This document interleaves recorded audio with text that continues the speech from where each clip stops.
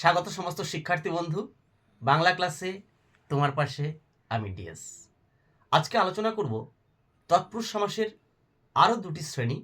যে দুটি শ্রেণী হলো, এক ক্রিয়াবিশেষণ তৎপুরুষ সমাস এবং অপরটি হলো উপসর্গ তৎপুরুষ সমাস। ক্রিয়াবিশেষণ তৎপুরুষ সমাসে পূর্বপদটি হয় ক্রিয়াবিশেষণ, অর্থাৎ ক্রিয়ার বিশেষণ। এই ক্রিয়া বিশেষণের সঙ্গে রূপে বা ভাবে এই পদ ব্যাসবাক্যে যুক্ত হয় এবং সমস্ত পদে উত্তর পদের অর্থ প্রাধান্য লাভ করে।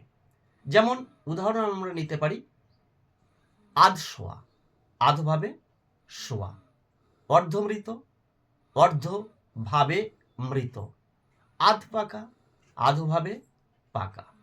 এগুলি হলো ক্রিয়া বিশেষণ তৎপুরুষ সমাসের উদাহরণ। এবারে আসছি উপসর্গ তৎপুরুষ সমাসে। উপসর্গ তৎপুরুষ সমাসের অপর নাম কিন্তু প্রাদি তৎপুরুষ সমাস।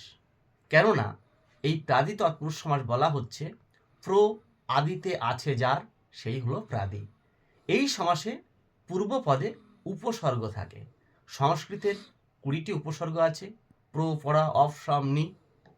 এই উপসর্গগুলির বাংলা নাম হলো প্রাদি। প্রাদি কথাটি বাংলায় এসেছে, তাই এই সমাসকে আমরা প্রাদি তৎপুরুষ সমাস হিসাবেও চিনে নেব।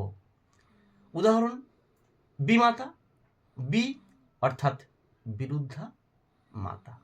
প্রভাত, প্রকৃষ্ট রূপে ভাত সমান সমান প্রভাত। Thank you so much.